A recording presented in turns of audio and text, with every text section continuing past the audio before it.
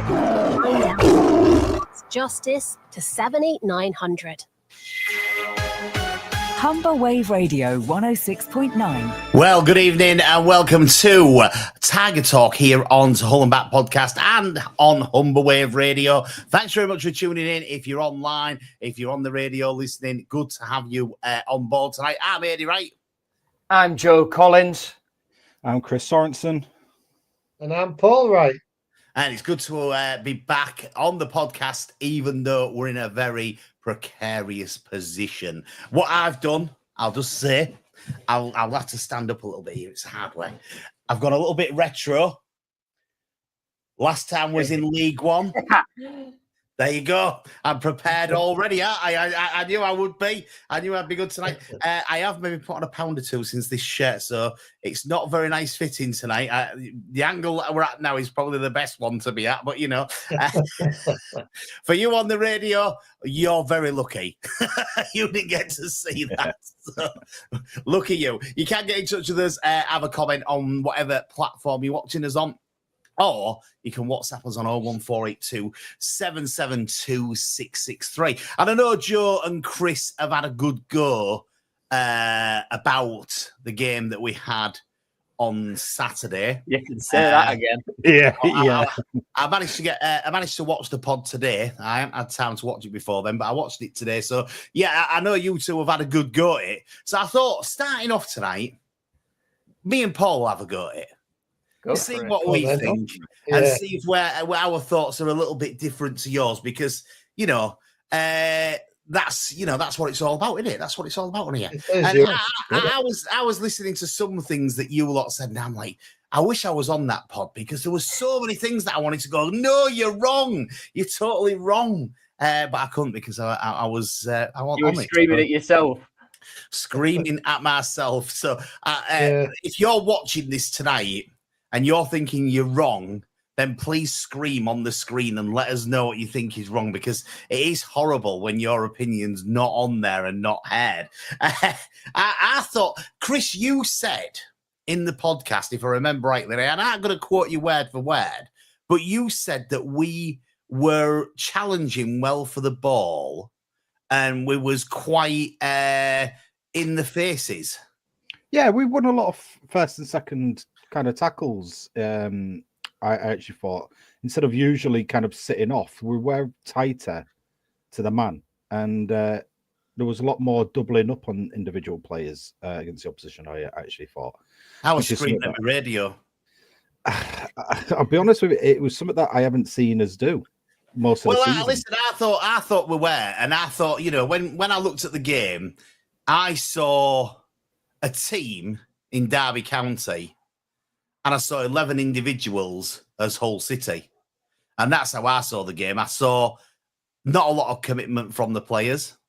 Now, there's been rumours going around that some of the players was told after the international break that they need to find new clubs.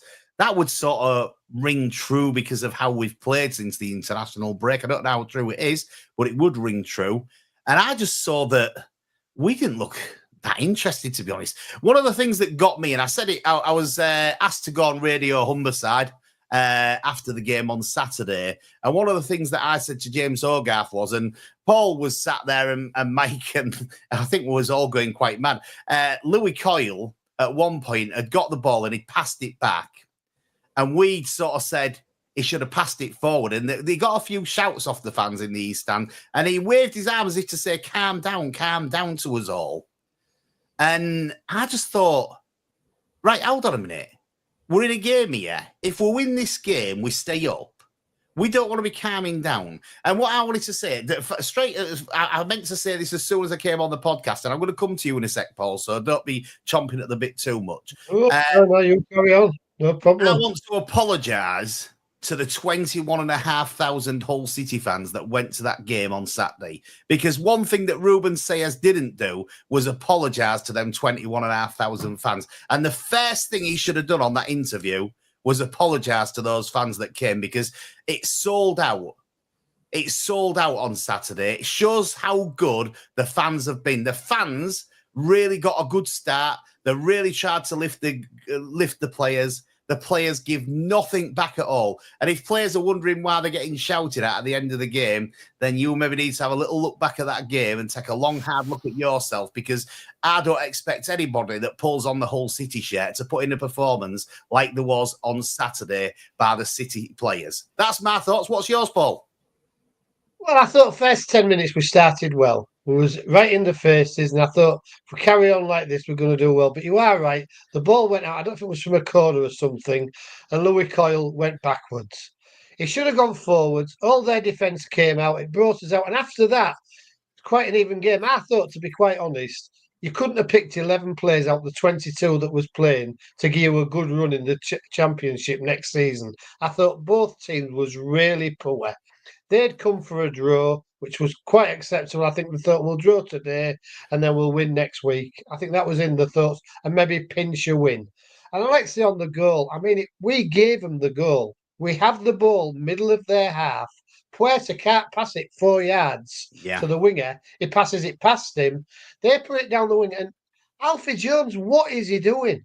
To come charging in like that and take him down. He didn't need to. He could have run alongside him, made him make the decision what he was going to do, rather than we make the decision, we'll give a free kick away, and we didn't defend it well enough.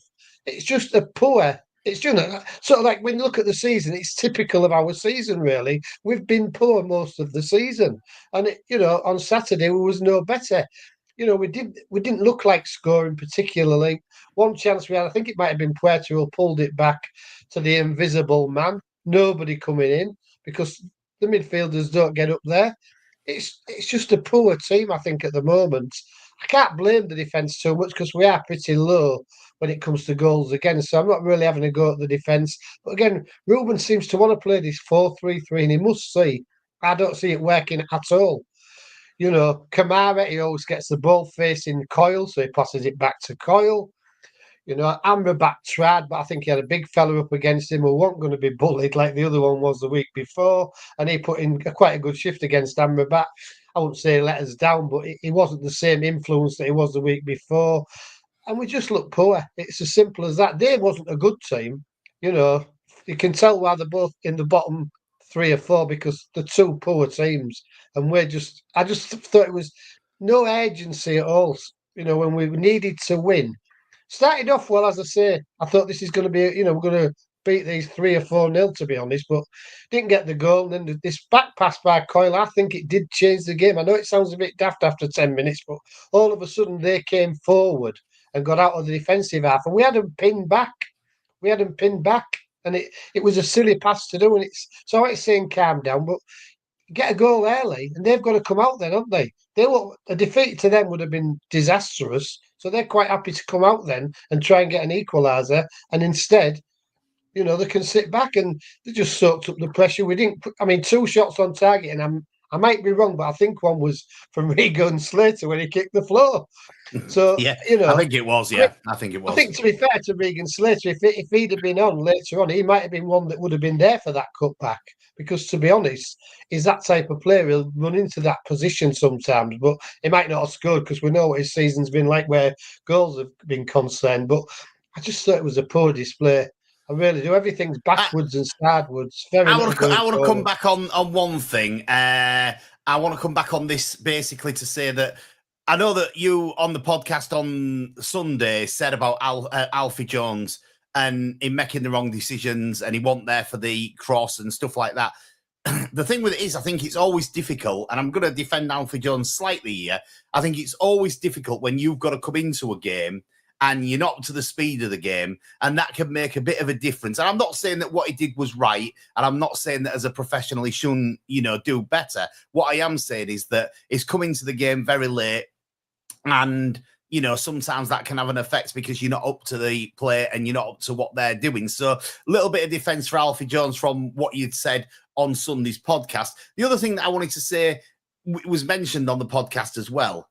What is Ruben playing at? Not making any substitutions attacking wise until, was it 84 minutes? Was it later than that? It's about that, wasn't it? It was right after the goal. So about 84 minutes in the game, and he's not made a substitution to try and change the game in an attacking respect. And that for me, looking at even later, AD 88. 88. It's criminal, to be honest with you. There's no way that game didn't need changing. And when you're at home and you've got a sellout crowd in front of you, you should be trying your very best to win that game. They win the game. It's a totally different end to the game. They have a lap of honour at the end of the game. Everybody claps them. It all goes really nice. But instead, there's no lap of honour because, let's face it, there was probably about 300 fans left in the stadium wanting the lap of honour. Probably less. I was one of them. Probably less. They've cancelled the Player of the Season awards. Good. Right. I think it probably was the right thing to do, but they've cancelled it because of, obviously, the display on Saturday. And all these things are because, for me, you've got to start with the manager, and everything has to start with the manager, and the manager's got it wrong. He's played for a draw, and he should have gone for a win. I think this Joseph. I mean, he's not doing that well, but he chases around like headless chicken sometimes. But he's putting the effort in, and we had the same a little bit with Zhao, who was a bit more experienced, but he was chasing about. And I what is the centre forward doing?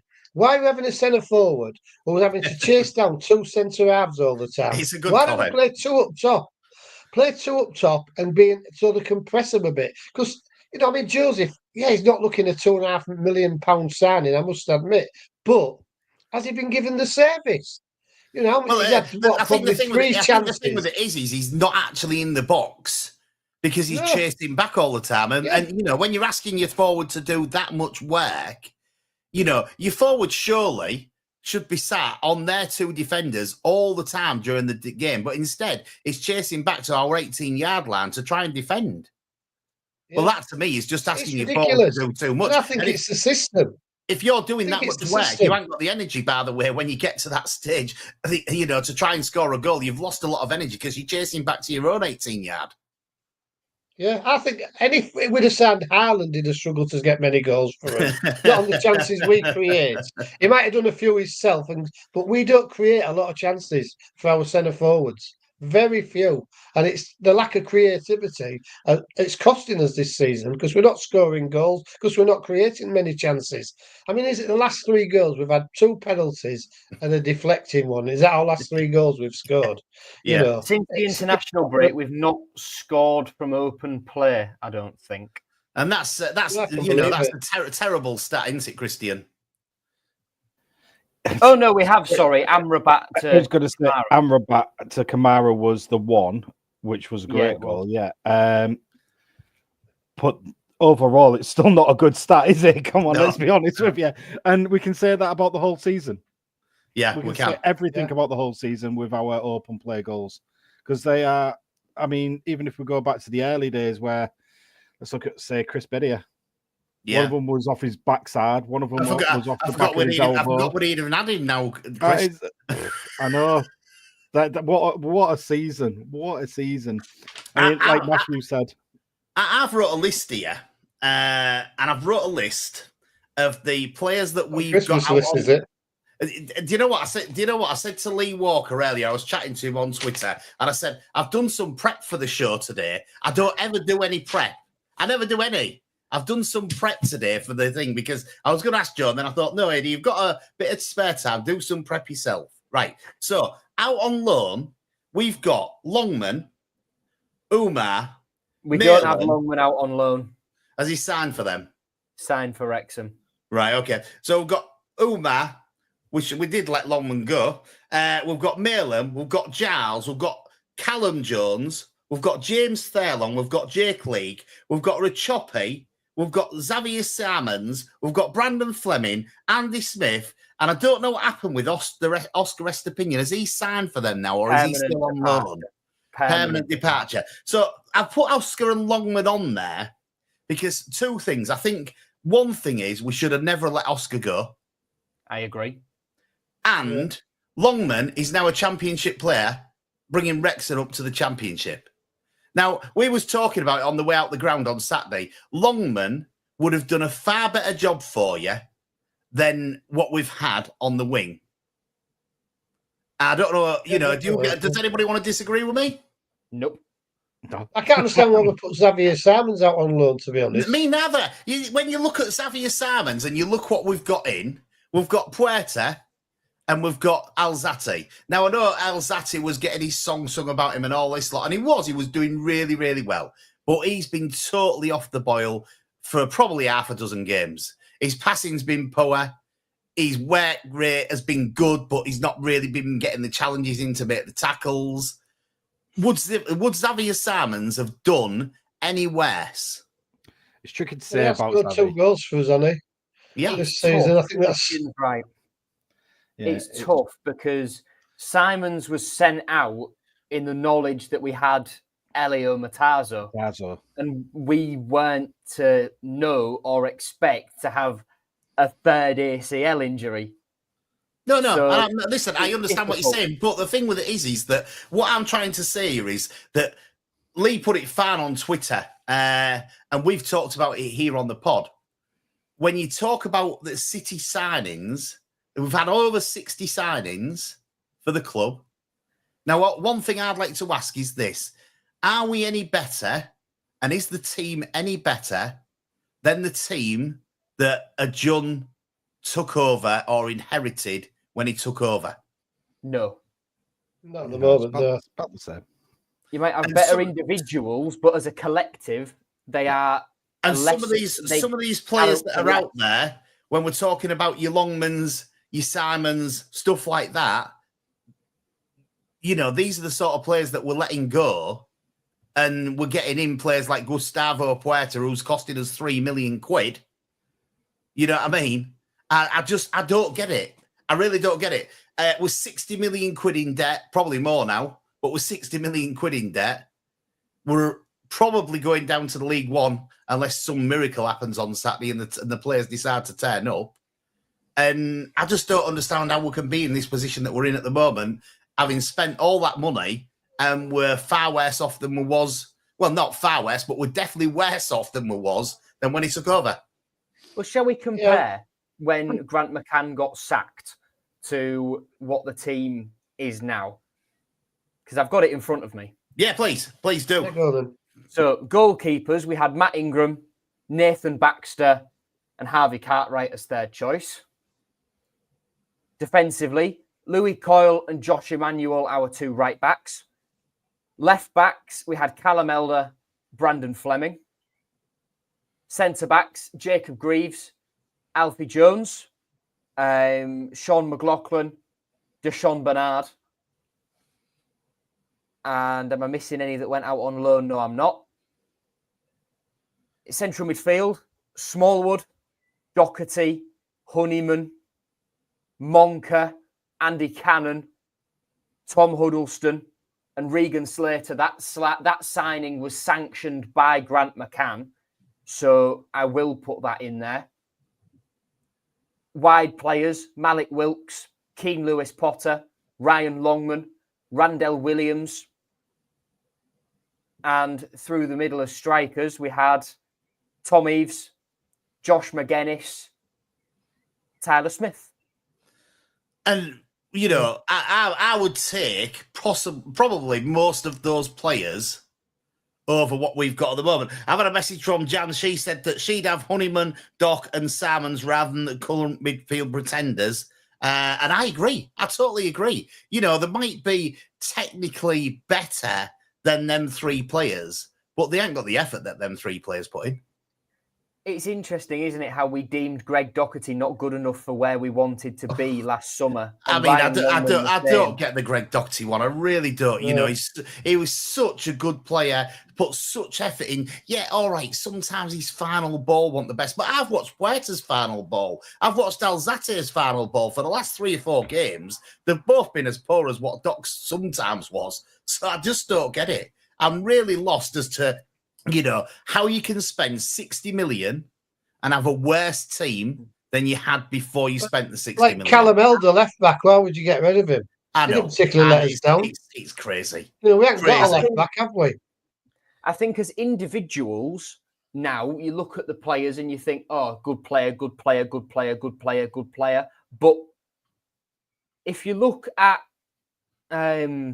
if you look at them as a sum of their parts, the team that Grant McCann left were so much more together. Yeah. And he had such a... Even though times were tough under Grant McCann, he still kept that dressing room together.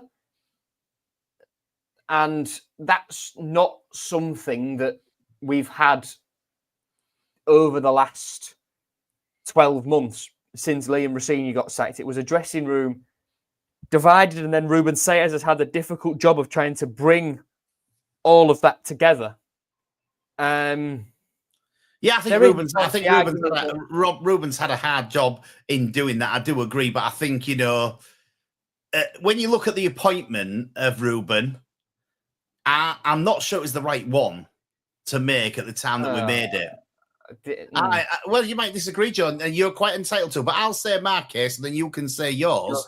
Right. My case is that when you're in a position where you need somebody to help you out because you're in a really low league position, do you take a chance on somebody from League One who's doing all right with a team that he's got together and stuff like that? Or do you get somebody who's got proven championship experience? And for me, Robbins would probably have been the better signing, or somebody like that to bring in to try and galvanise the team and to try and get the team together. Ruben's not massively experienced as a manager.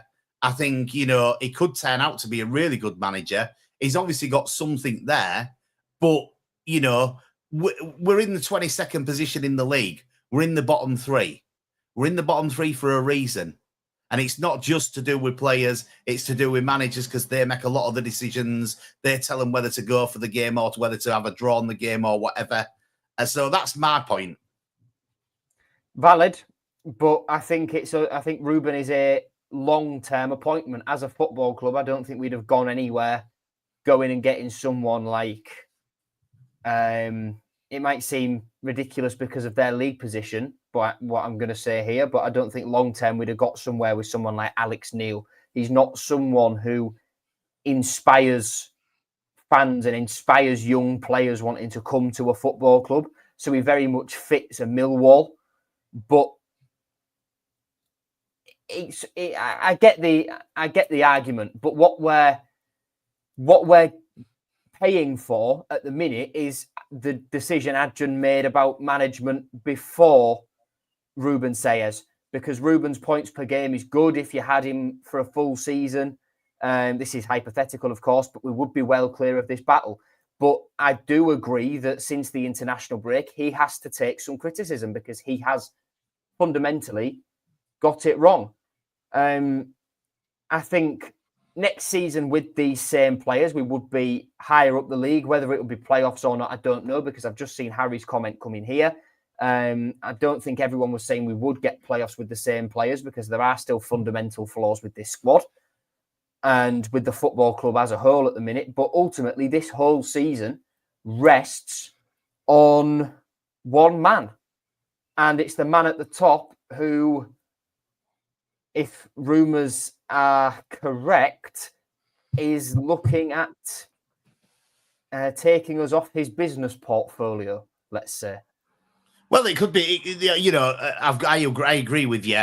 The man at the top has to take the responsibility for what we are at the moment, for definite. I put on Twitter the other day that I thought I got a bit more flack, and I didn't get much flack. Well, I didn't get any flack, to be honest. I put you on went Twitter fishing and you didn't put any bait on the end of your line. Well, I put a lot of bait there, but nobody bit, unfortunately. But I did put on there that we were better run under the Allams than we have been under a Jun, and some people would probably disagree with me, but I got no disagreements on the feed, which goes to show you the feeling of the fans at the moment, because usually somebody had really gone for me on there because of what I put, but nobody's actually gone for me, because I think most people know in the heart of hearts that we're in a terrible position at the moment. One thing that I know that Ehab didn't spend any money, but some of the things that a Jun's done, like selling Jacob Greaves, selling Keane Lewis Potter, the biggest, two of the big sales that he's made are from before he joined the club. And it's because, we weren't spending that much money. We was bringing a few more youth team players through and was getting them to build and develop and turn into, 18 and 25 million pound players, which I look at, the only one that I can see at the moment that could actually get there is Charlie Hughes. He might actually get there. But apart from that, when you look at what else we've got, I was listening to what you'd said on Sunday, and Christian came in and said, you're only at 6 million or something when you was counting up how much you might get for some of the players. And it's like, you're selling him, you're selling him, you're selling him, and you're selling him. Hold on, lads, he's still only at 6 million. We're losing 11. You know what I mean? So when you're thinking... That's before you take into account the actual financial struggles of the football club. That's just plugging the funding gap and TV revenue. So, we're in an absolutely worse position than we were when he took over. And, I've done far too much talking tonight, and I'll do one more thing before I shut up and let other people go. But it's this thing, isn't it? It's fallout with Jim Rodwell. It's fallout with Tam Kesler. He's fallout with Lee Darnborough. He's got, people might say different things, but he's fallen out with those three people. I mean, Jim Rodwell was the sort of guy that you needed to have at Hull City. He was the sort of guy who was going to keep a John under a bit of a tight leash, make sure that he run the club better, and not make us into the position that we're in at the moment. Tan, whatever's gone on there has gone on there, but they've fallen out. And then Lee Darnborough, lots of people called Lee Darnborough, but, when you look back at some of Lee Darnborough's signings, what he's paid for people and stuff like that, he didn't actually do that bad a job. And we've replaced all of those people with Jared Dublin. And it's like, hold on a minute, is Jared here because he agrees and he says what a Jum wants him to say?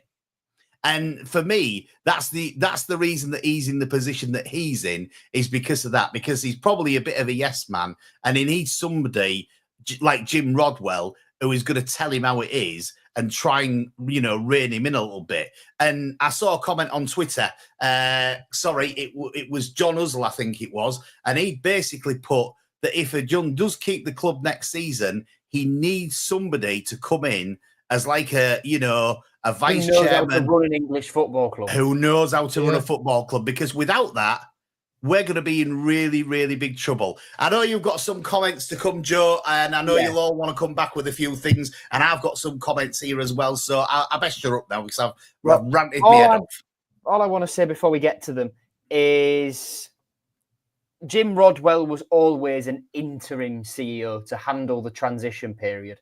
That wasn't as far as I'm aware, that wasn't he fell out with Adjan. That was just because his position was always temporary, to my knowledge anyway. But Tanny definitely fell out with, and Lee Darnborough, who knows what happened there.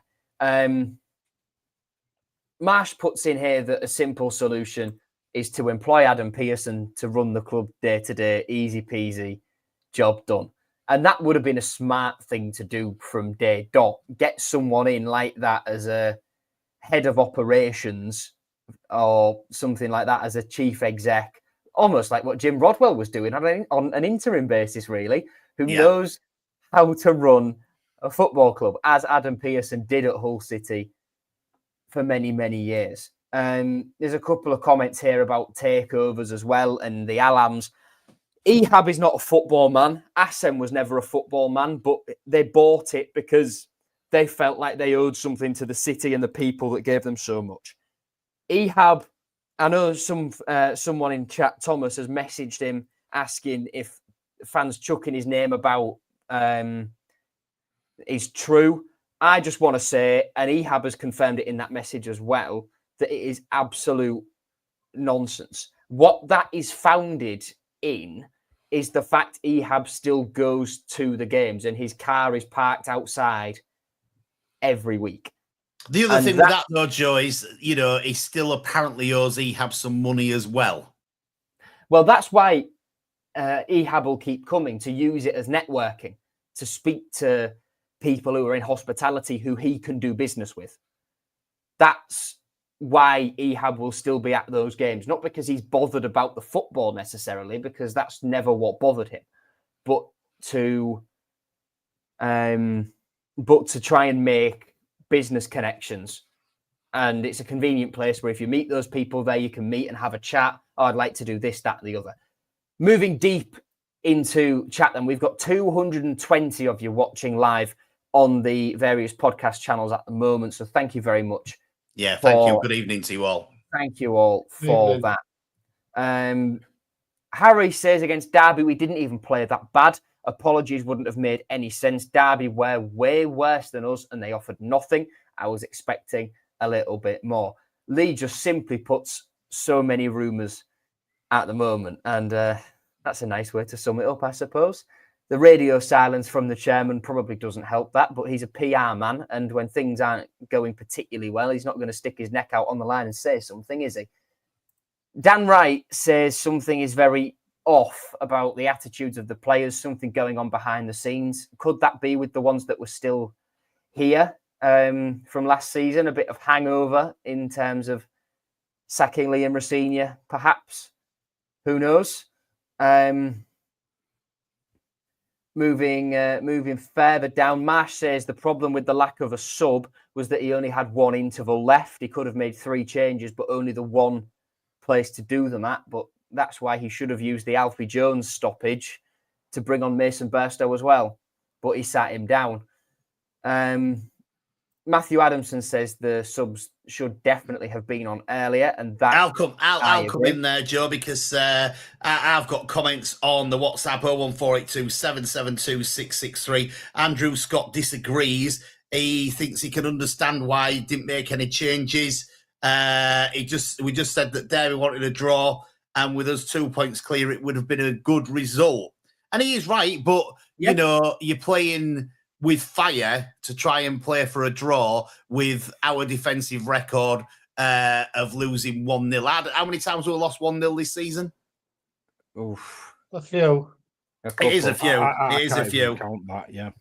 And he thinks Christian, at the weekend he thinks at the weekend we'll play for a draw and then go for the win after 80 minutes if we need it. He knows it's negative, but you've got to look at Ruben's tactics since the international break, and he thinks that's how it'll go. I agree with what he's saying. You know, his tactics has been that ever since the international break, is to try and draw and maybe go for it at 80 minutes and put the subs on, which it's a silly, it shows his lack of experience for me. Christian, will you nibble at this? Harry says if we kept Longman and Giles, we'd be safe. I can nibble at it, but there's no point going on about it. Well, do you know what? Christian? I'd have said, and I looked at my list earlier, and I thought, we've got James Fairlong out on loan. Yep. He'd have been better than Giles, wouldn't he? Oh, yeah. Anyone's better than Giles. Come on. I've got a 9-year-old. I've got a 9-year-old who's better than Giles. Come on. Come on. He's not even doing the job for Middlesbrough anymore. So even Middlesbrough can't be doing with him. So, hey, and he's a player to come back to us. I mean, I agree on a lot of comments that have been said by people tonight, and I also disagree on a couple. I mean, especially with respect to how we're going to go into this Saturday's game. We all know deep down, heart in heart, he's going to go the exact same formation, no changes, play for the draw, which is, in my honest opinion, the worst thing we can do, because we are obviously depending on other teams around us to get the results to kind of help with the draw situation. And if we get a draw, and every time we've tried doing a draw, guess what? We haven't got one. We've conceded and we've lost by one. And every time we've tried to depend on somebody else to get a poor result to help us get a bit further ahead, guess what? It hasn't happened. They've won and we've either drawn or lost, and it's not worked in our favour. With respect to Ruben and some of the comments that were said earlier on with him coming in, Ruben was the right man. Ruben was 100% the right man to come in, because behind the scenes, as in players' attitudes, mentality, it was abysmal. And the man that shall not be named by my lips ever again, that has flown back to Germany. Volta. Thank you. I will not say it. I feel like if I say it 3 times, it's like Beetlejuice. Volta, So... Volta. no. Good news is he's coming on the show next week. Oh, Live yeah. from Germany. I'd absolutely Season love review. it. No, I'd Yes. love it. That is it. The gloves will be off. But with respect to Ruben, he did an amazing job at Reading with no money, no players out in an academy. And he's going to do the same again next year in League Well, One. he's going to have to in a way, but he came into like I say, a team which was broken, mentally broken. And you do hear the little rumours of he's actually, players are actually a little bit happy again being together, which is brilliant because you saw the change in the lads. You saw the change in the kind of the way they were playing the game. I'm not going to refer to the games after the international break because after the international break, it's been completely different.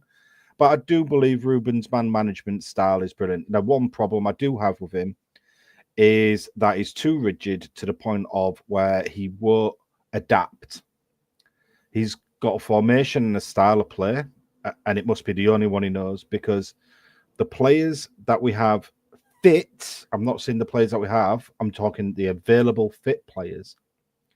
He has not adjusted the team to what abilities the players are. He's been at the club 6 months now, coming up, and though it's not long like us fans in a way, but you've got to look at it from the big point of view of this is a brand new team to us. It's a completely new team. Yeah, all right, you've got your Louis Coyles and your Slaters that have been here a little bit longer, but everybody else around the club and everyone that's playing is new. So we've only known these players since the summer, so not much longer than Ruben has, and we can easily get the gist of how the players are and certain abilities they have and things like that. So with Ruben not being able to adjust to the people that he has and play, I mean, to this day with Bairstow, he still plays Bairstow out on the wing. That was the man that shall not be named's idea to bang him out on the wing. It shouldn't be yours, Ruben, because he can't play there very well. Don't get me wrong, he's doing the job there, but he can't play that. He's a striker. And when he has actually cut inside, he's actually taken the shots from range that we need. And even looking at Joseph, yes, he's going to take a lot of flack. Yes, all right, he hasn't scored. He's not a sole striker. He can do all that running, but there's no point for him doing all that running because he's got no one to create all that work with. There's no one to lay it off to. There's no one. So his work that he's doing up there, there's no point in it. And yeah, we can keep saying 2 up top. This weekend, I'm begging him, please don't go defensive. Please don't go with what you're thinking's right. It's the last game. You're trying to depend on other people. Do you know what? Instead of having 4 at the back, I feel more secure having the 3 centre-backs. I do. I feel more secure having the 3 at the back. And do you know what? If you're worried about injuries or your centre-backs or anything like that, Louis Coyle can play as a centre-back. This is me, because you know why I'm saying play him as a centre-back? Because if he's in centre-back, I don't mind if he's passing backwards. If he's playing full-back and he's passing backwards, it does my nuts in. Because he, in that position, I know you named the once where he told everyone to calm down. The one when he ran into the middle from that set piece and he had no one around him for 30 yards in any direction. And automatically didn't even look over his shoulder, didn't even look to see where any other player was on the pitch and passed it back, was awful. But if you want to play someone with a little bit of pace, he ain't got much, but he's as in the centre back, you want someone who can maybe step up from the back line, play Louis Coyle next to the lads at the back, and then bring in the likes of, I mean, Amrabat could do the job, obviously, as a wing back. You know, do a 3 at the back and then have your 2 wing backs out wide, 2 up top. You haven't got the players to play as a solo striker. Pedro sits too deep and comes in. You've got Joseph, who does all the work, but no one. You've got Amrabat, as you saw at weekend, getting frustrated, getting into positions to put the ball in, but nobody there. You've got Kamara, who can I don't want to keep disrespecting the kid because you know what, the last few games he's put effort in, and that's the difference. When I see a player put in effort and actually getting some out of it, and actually the link up with Amrabat wing to wing has been really nice to see. But he can't do it by himself, so every time he does it, he goes up and he has to play it back to Louis Coyle, and guess what? The ball ends up going backwards. It's too negative football now for the last game of the season. Go all out. Bang 2 up the top, 3 at the back. If you lose by 1, you lose by 1. But it's the same if you're going to lose by 10, it's exactly the same as losing by 1. If you're trying to play for a draw and hold off on everybody else, not going to happen. We'll mess it up. We'll do something calamitous, or everybody around us will get an absolute weldy of a win. So you need a goal cushion, at least. Once you've got your goal cushion, then go defensive. But until that point, until you've got a cushion, it's awful. The feelings that I've got of watching that game for 90 minutes, knowing for the 90 minutes we're probably going to hold off and then go, what's going to happen here? Oh, extra time, boom, conceded. Hull City are relegated. Go down to League One. And guess what? 0 pennies. 0 pennies. Well, that's what I'm just going on to talk about, because as you've been saying that, Christian, we have had a little bit of news break through The Athletic. An excerpt from a recent article put out in the last few minutes by The Athletic. Hull City's most immediate issue has just been resolved, as on Wednesday afternoon, the players received the monthly wages they were expecting on Monday. Non-playing staff at the Championship club were paid on the 28th of the month, as usual, but the players had received a message to say their delay was, quote, a result of an overseas payment not yet being cleared into the club's account. They were assured that the money would be in their accounts on Wednesday, and this has now materialised. Banking delays happen, of course, but it is hardly ideal preparation for Saturday's season finale at Portsmouth. Yeah, it is a problem, and it is an issue, and it's a thing that I think when you read any forum, whether it's Facebook, whether it's Twitter, wherever it may be, everybody's concern at the moment is the financial position that the club's in, and being over £60 million in debt. And losing a week, $500,000 a week, $500,000 the last set of accounts. So to lose £500,000 a week, and asking your owner to stump up that £500,000 every week, it's a very torrid position to be in. And when you're in the situation that we're in, and the owner might be losing a little bit of interest, we don't know. If he is losing a bit of interest, he'll definitely be losing interest to putting £500,000 a week into the club, and it does become a bit of a problem. One of the things that I wanted to say just before we get back into the financial situation, because Christian's been talking about the players, talking about the formation and what we should do. The thing that's probably frustrated me most of all with Sayers, and some people will come back and say that I'm wrong, and I'm out worried, is that he's not played enough of the youth players. We've got some really good talent in the under 21s. You look at Harry Vaughan, what he's been doing in the 21s. And we haven't tapped it at all. Yesterday there was no Harry Vaughan in the 21 side, no Zane Myers. There was someone else who was missing as well.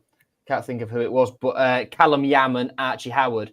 So they would have been with the first team, and there were 4 trialists in there as well, plus a lot of new under-18s scholars. He did well at Reading, didn't he? But I remember listening to him after he'd gone, obviously, but they had a defensive, I think it was a 17-year-old and an 18-year-old at Reading.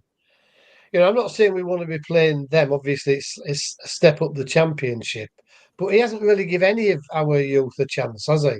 And that was the thing that excited me, Paul, when he got signed, was that, they all said that Ruben's one that'll give the youth a chance. And it's the thing that we've not had enough of. He's not done it enough, has he?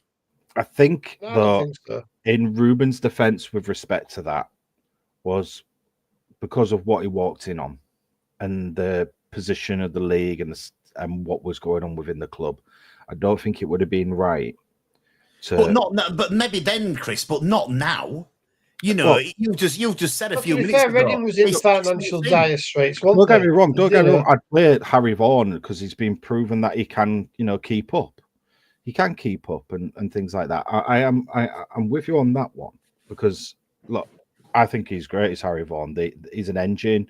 He'll nip at the heels. He'll try everything. He'll get the ball up and things like that. So I've got no problems with things like that.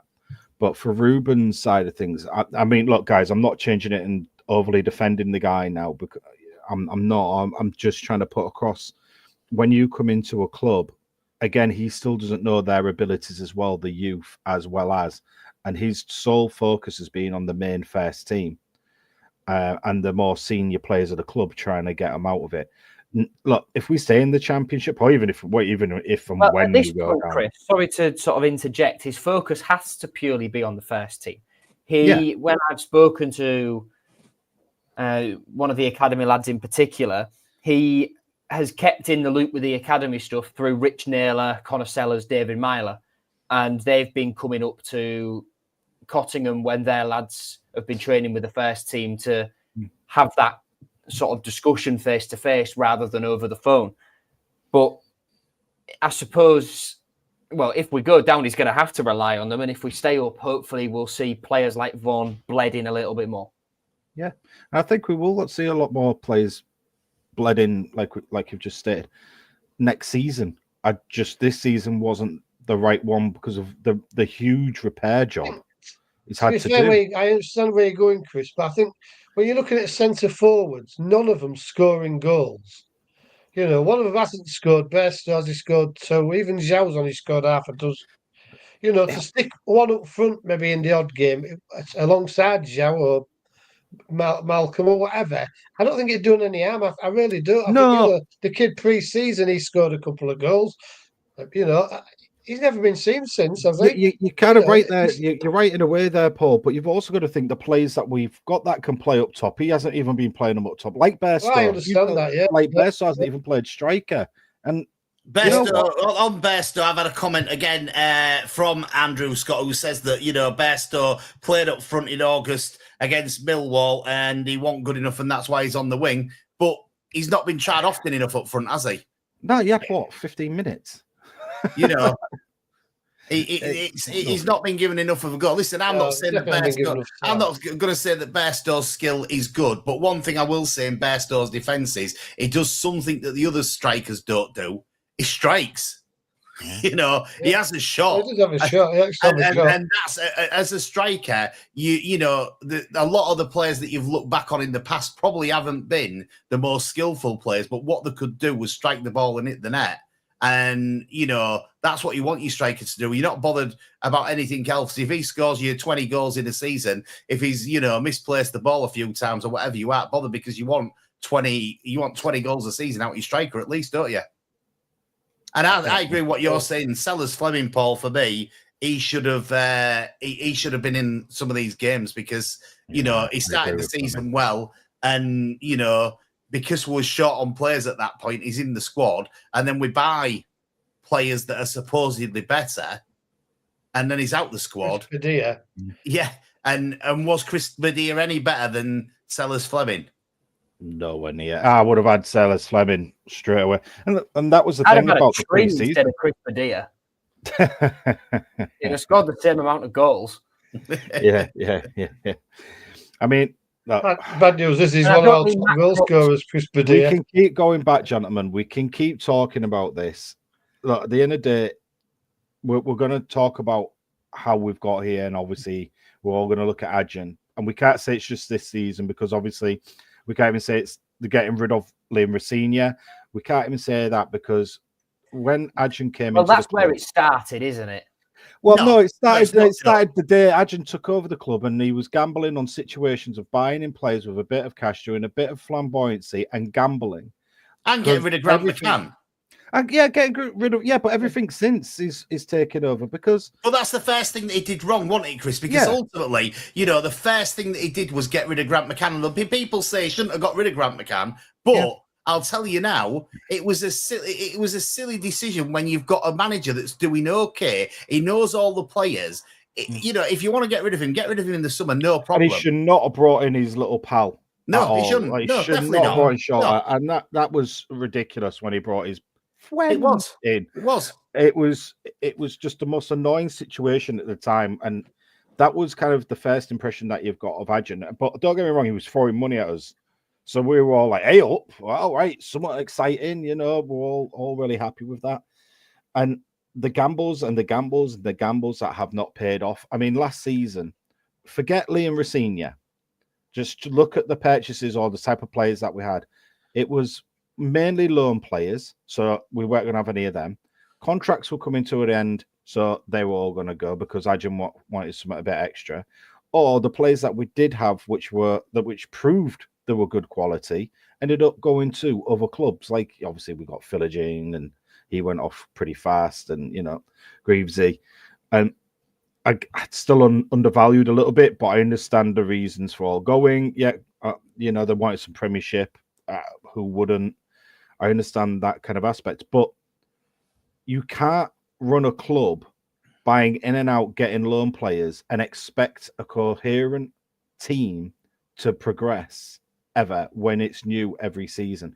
And that was the problem. Forget if Liam Rossigna was here right now, he still would be struggling because of the players. He would. Yeah, he would. Because the amount of players that left. Yes, they're all right. His backroom staff would have been good and his man management would have been fine. And we may have been, I'm not saying may have, we would have been in a better position because the man that shall not be named completely messed it up. And we wouldn't be in a relegation battle, but I'd still feel with the team that we've got because of all the new purchases, we would still be in this kind of. I think what he could have done, Chris, is he could have attracted a better player, maybe a better caliber, maybe a bit more experienced championship wise or something like that to the club. And I think that's what he did while he was here. He attracted and he worked quite well at bringing in players that maybe wouldn't have signed for Hull City without him. And I think that's what we lost when we got rid of him, to be quite honest with you. I understand why he went, though. I do. I do. I totally understand it. And I understand the situation. I understand that, it wasn't attractive football. And I understand that, he should have probably played Pandor. Well, he should have definitely played Pandor. He should definitely play Pandor, yeah. I mean, that was... so he did get a couple of things wrong. But, ultimately, he's still a young manager. He's doing really well at Strasbourg. He's learning. And, you've got to try and, work with somebody that's learning. And the reason that Jung said that he brought him into the club was because he was an up-and-coming talent and he was still learning. And if you're bringing in an up-and-coming talent, like Joe said, and you've said about Sayers being, and that's why he's here now, then you've got to give them time to work with it, especially with a seventh, with finishing seventh in the league. And, it's a crazy situation, and to be losing the amount of money that we're losing a week, and to be in the debt that we're in at the moment is very, very worrying for every Hull City fan. And I know what you said a minute ago, Chris. Everybody was happy when he came in because he was splashing the cash, and we hadn't had any cash spent on the club for a long while. But I'll tell you now, I'd rather be in the position where we are splashing the cash and we're financially stable, to in the position that we're in at this precise moment in time. I'd rather him splash the cash at the quality and the right people, not the incorrect people. Definitely. Because it was this, I'm not even just going to say it, Adrian, on this, that brain team has not come through once, apart from, I guess, the learnings that he got last season in the January transfer market, which was obviously the last push, let's call it. Any final comments on Facebook or anything, Joe? Well, quite a lot, actually. Well, come on, then let's run through. We've got a couple of minutes left. So Dan says about the player wages that it's scary. Day off yesterday, or did they refuse to train because of non-payment, which... Come on, They would there's an awful lot in here about the financial position. And just want to finish with Stuart saying, which, hindsight's a wonderful thing. But remember, we were one game away from going out the Football League, so it's a reminder that we came from the journey we've been on most of the teams. It's only dream of a game of football. It's not life and death. Yeah, but it is in a way, because this is people's livelihoods we're talking about. If we go down, people will lose their jobs as a result of, one, the financial state we're already in, and two, the funding drop and the financial impact relegation to League One would have. Well, we've got 1 minute left on the radio and the podcast tonight. Thanks very much for tuning in. Hull City have said that you can get a free ticket to go watch it in the Legends Lounge if you so wish to be among fellow supporters. It's a sold-out crowd that's going to watch Hull City at Portsmouth. And 17 coaches. 17 coaches. Can we get a win? Can we stay in the Championship? Well, we've won on the final day once in 20 years, so no, we can't. So must be due again. You've got to break the hoodoos. Must be due again. All to be decided on Saturday. It's a 12:30 kickoff. We'll be back next Wednesday to dissect everything, where we are, what the situation is. There might be a bit more breaking news before then. I expect it. But I've been Eddie Wright. I've been Joe Collins. I've been Chris Sorensen. And I've been Paul Wright. And you've been listening to Tiger Talk on to Hull and Back podcast and on Humber Wave Radio. Up the Tigers. Good luck, everyone.